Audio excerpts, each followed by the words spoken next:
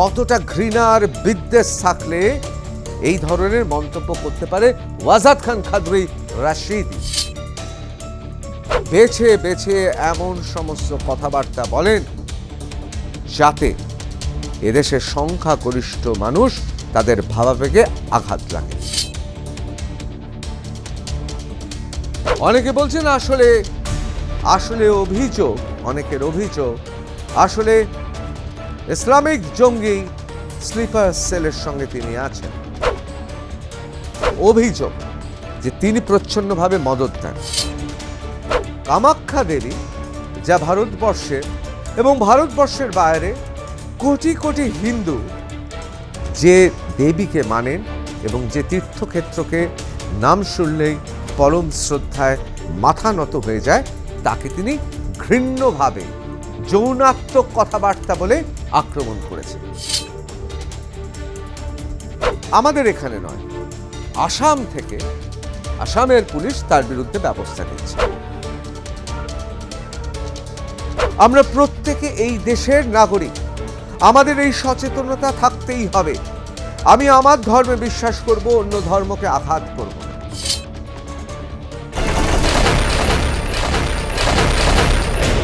অবশেষে শর্মিষ্ঠা পানওয়ালি তিনি জামিন পেলেন, শর্ত সাপেক্ষে জামিন পেয়েছেন।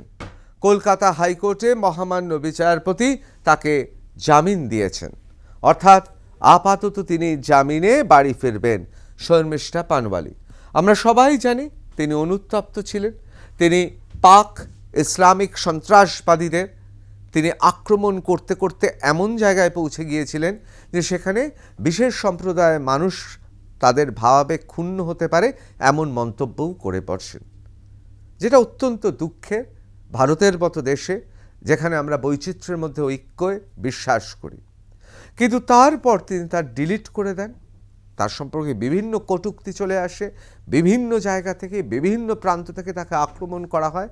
তিনি অনুতপ্ত বলেন, তিনি ডিলিট করে দেন তার পোস্ট এবং বার ক্ষমা চেয়ে নেন। কিন্তু তারপর কি হলো? তারপর কলকাতার গার্ডেন রিচের থানাতে এই যে লোকটি, চিনে রাখুন, এর অভিযোগে প্রায় 1500 কিলোমিটার দূর থেকে গুরুগ্রাম থেকে ধরে নিয়ে আসা হয় শর্মিষ্ঠাকে, এবং তারপর আমরা সবাই জানি।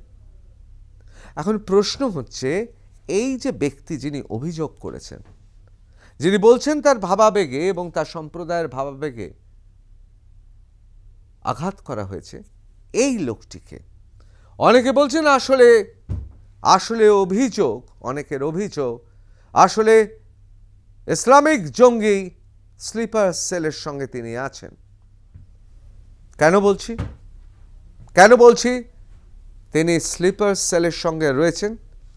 আসলে এর কাজ একটাই, বড়লোকের ছেলে বাবার হোটেলে থেকে শুধু একটাই কাজ করে, বেছে বেছে এমন সমস্ত কথাবার্তা বলেন যাতে এদেশের সংখ্যাগরিষ্ঠ মানুষ তাদের ভাবাবেগে আঘাত লাগে।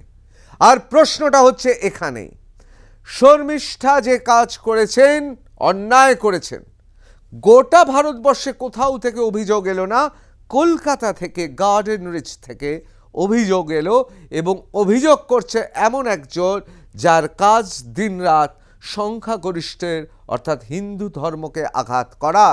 তাহলে এর অভিযোগের ভিত্তিতে এই অভিযুক্ত অর্থাৎ শর্মিষ্ঠা পানওয়ালিকে গ্রেফতার করা হলো। আমরা একটু দেখে নেব কে এ। দেখুন, এর নাম হচ্ছে ওয়াজাদ খান কাদরি রাশিদ। এরই অভিযোগে আমরা জানি কলকাতা পুলিশ গ্রেফতার করে গুরুগ্রাম থেকে শর্মিষ্ঠা পানওয়ালিকে। এই যে অভিযোগ, মানে যিনি অভিযোগ করেছেন তার বিরুদ্ধে অভিযোগ কি? His comments abusing Hinduism and Hindu deities. তিনি বিভিন্ন আমাদের তীর্থস্থান, আমাদের বিভিন্ন ভাব, আমাদের বিভিন্ন আধ্যাত্মিকতা চিন্তা ভাবনাকে তুলে ধরে তিনি আক্রমণ করেছেন, বেনজির ঘৃণ্য আক্রমণ। কে করেছে? এই ওয়াজাদ খান কাদরি রাশিদি। আমরা একটু দেখব কী রকম আক্রমণ করেছেন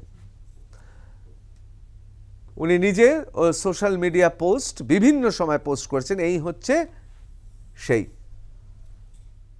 যার বিরুদ্ধে অভিযোগ যে জঙ্গি সন্ত্রাসবাদীদের মদতদাতা, সমর্থক এবং প্রচ্ছন্নভাবে অনেকে বলছেন স্লিপার সেলে রয়েছে, যার অভিযোগে শর্মিষ্ঠা পানোয়ালিকে গ্রেফতার করেছে কলকাতা পুলিশ।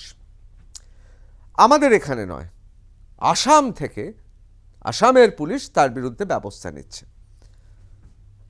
কেন ব্যবস্থা নিচ্ছে আসামের পুলিশ?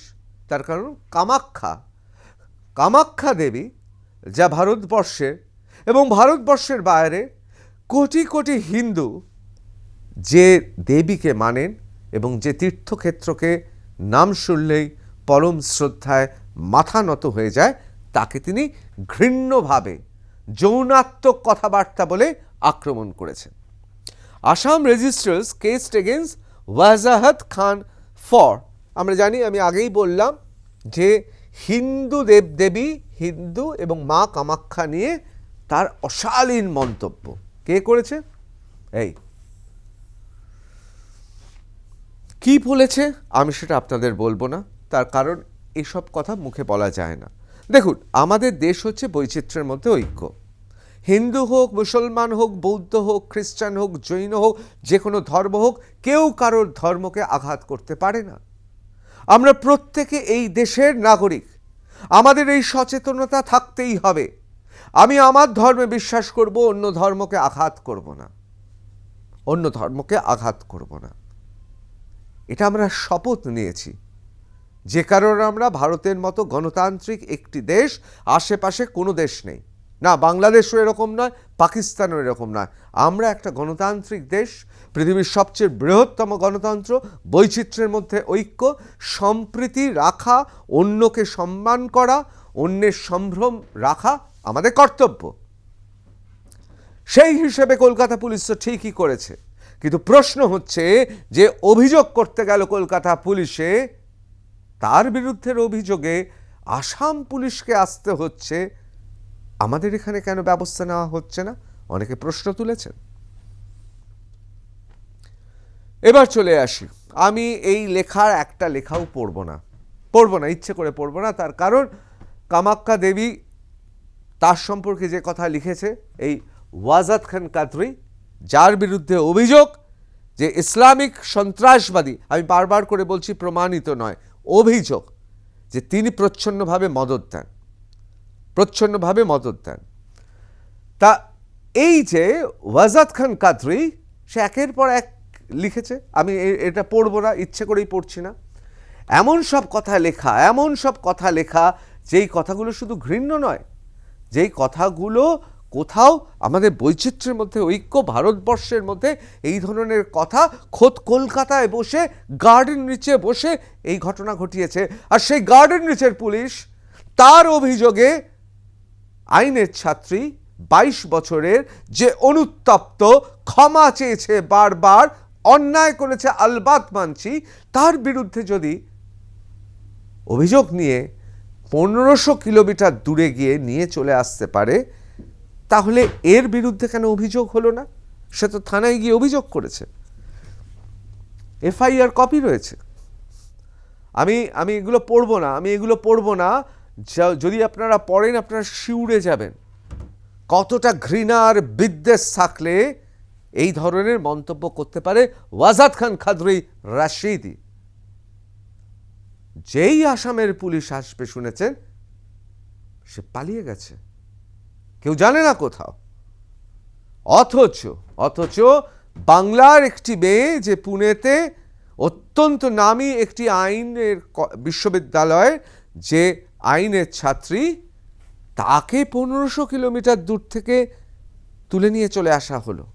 আর যে গার্ডেন রিচে এসে অভিযোগ করলো, যার বিরুদ্ধে এরকম অভিযোগ আছে, তাকে কিছু করা হচ্ছে না।